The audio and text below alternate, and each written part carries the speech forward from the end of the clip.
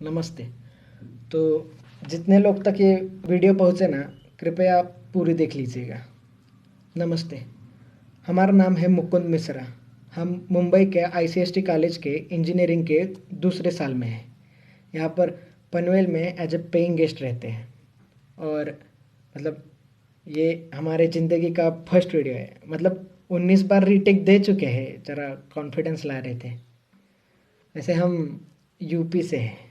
UP के जौनपुर ज़िले में हमारा गांव है। और हमारे पिताजी मनोहर लाल मिश्रा हमारे गांव की पाठशाला के हेडमास्टर, मतलब गांव के सबसे पढ़े लिखे आदमी। अब हमारे पिताजी ना हमें भी खुद की तरह ऐसा पढ़ा लिखा नवाब बनाना चाहते थे, इसलिए यहाँ भेज दिए। अब बचपन में ना हम फैन देखकर बोले थे कि बड़े होकर हम मशीन बनाएंगे। अब साला छोटे बच्चे को थोड़ी पता होता है कि उसको सिर्फ मशीन बनाने के लिए MIT, VIT, BITSAT, JEE Main, JEE Advance ये सब देना पड़ता है। अब छोटा बच्चा था, गलती से बोल दिया। अब उसी गलती की सज़ा हम रोज़ ही काट रहे हैं। उसके बाद ना हमारे पिताजी हमको रोज़ सुबह कहते, उठ जाओ हमारे मैकेनिकल इंजीनियर, हमें गांव का कल बदलना है।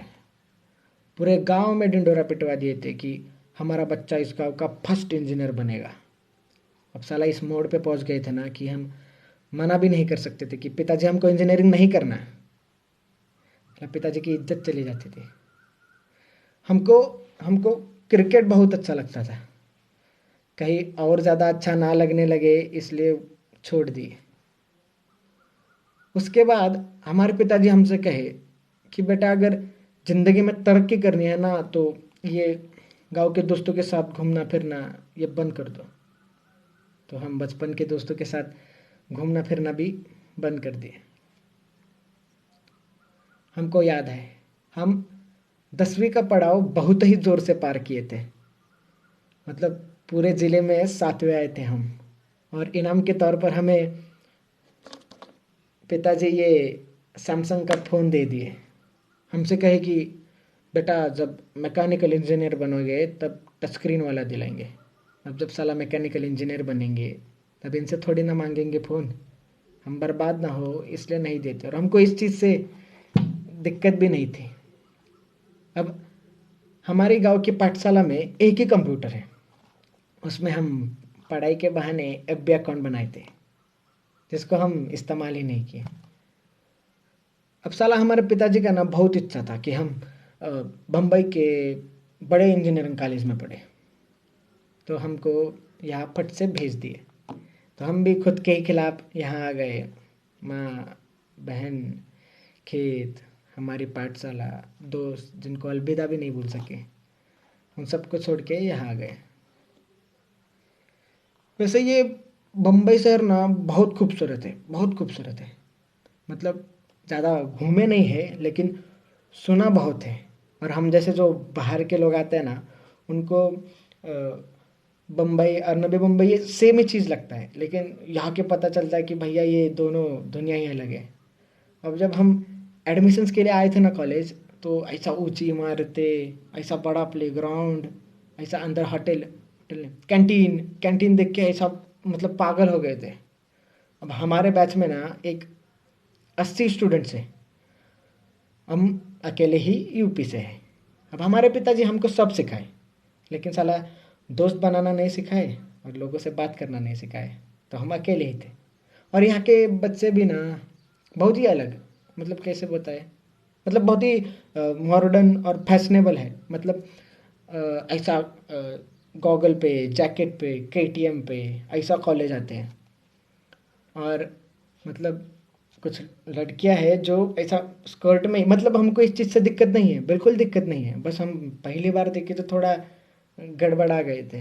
और कुछ स्टूडेंट्स तो चड्डी पे कॉलेज आते हैं। साला 1 साल के सफ़र में हम कभी हमारे PG के बाहर भी चड्डी पे नहीं गए। और भैया अंग्रेजी तो इतना तेज़ बोलते हैं ना कि समझना छोड़िए, सुनने में भी बड़ी दिक्कत होती है। मतलब हम इनकी तरह कूल नहीं थे। हम ना सिगरेट पीते, ना दारू पीते, ना नशे करते, ना कोई गर्लफ्रेंड के चक्कर में थे।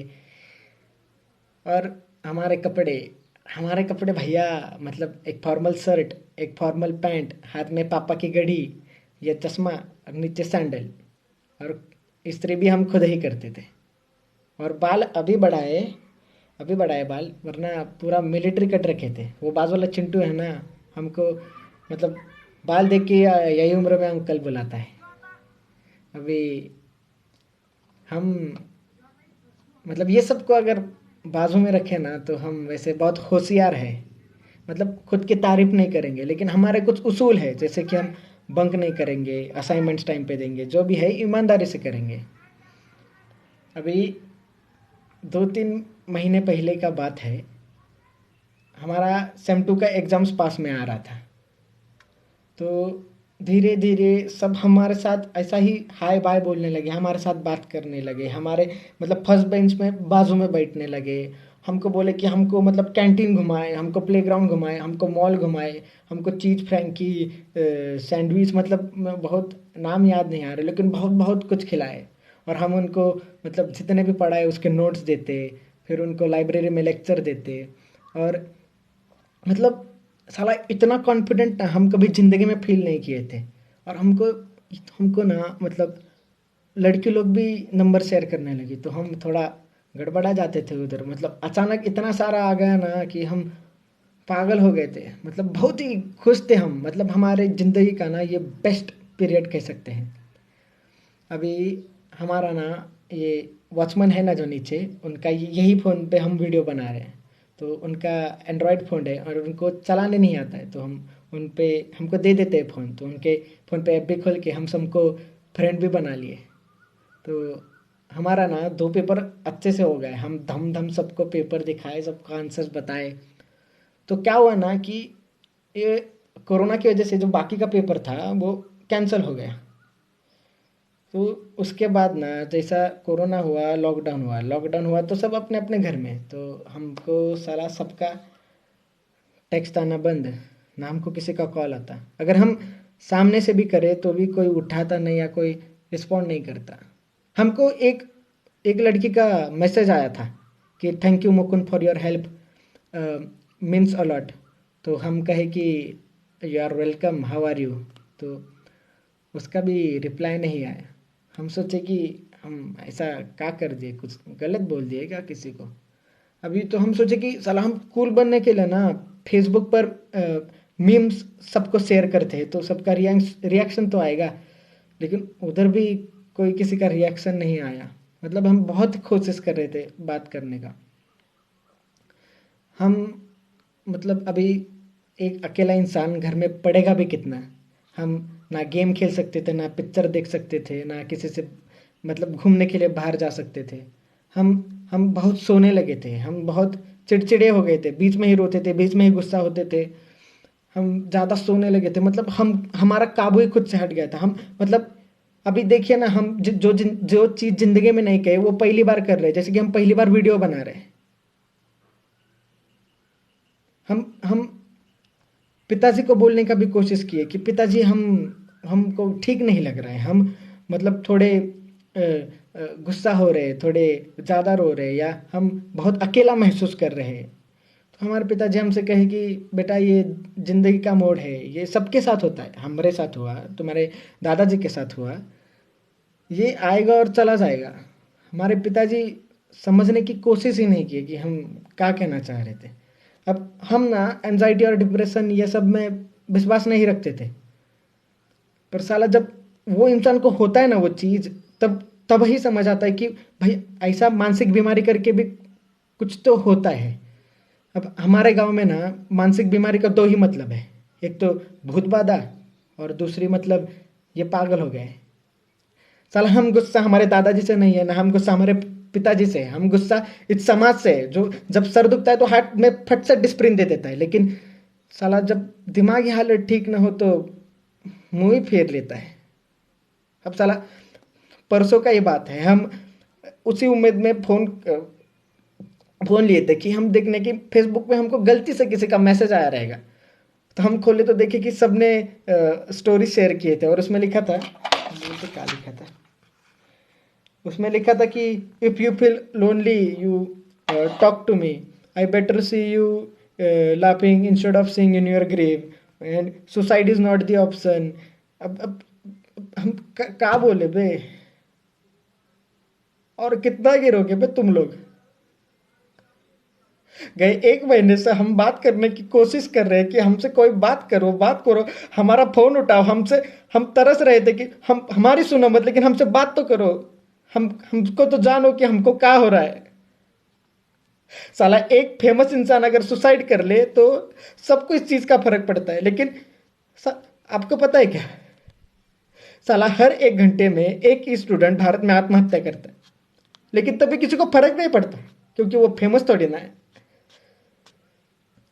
ये फर्क छोड़िए, ये ना, ये सोशल मीडिया को चलाने के लिए ये लोगों को कंटेंट मिल गया, और ये जो कंटेंट है ना, ये इंसान की जिंदगी से भी बहुत ही प्यारा है।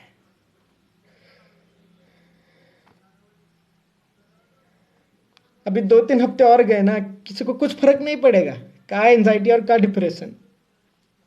साला वो दर्द ही बहुत अलग होता है जब दर्द बांटने के लिए भी कोई नहीं होता। अब हम यही कहना चाहते हैं कि अगर ये सोशल मीडिया की दुनिया से निकले और आजू बाजू देखे कि लोग रुके आपसे आपसे बात करने के लिए तरस रहे अकेले, तो उनसे बात कीजिए, उनको ऐसा मुंह मत फेरिए। अगर ये बोलते वक्त हम किसी का दिल दुखाए रहेंगे तो माफ कर दीजिएगा, हमारा उद्देश्य नहीं था। हमको सुनने के लिए आपका बहुत सारा शुक्रिया, धन्यवाद।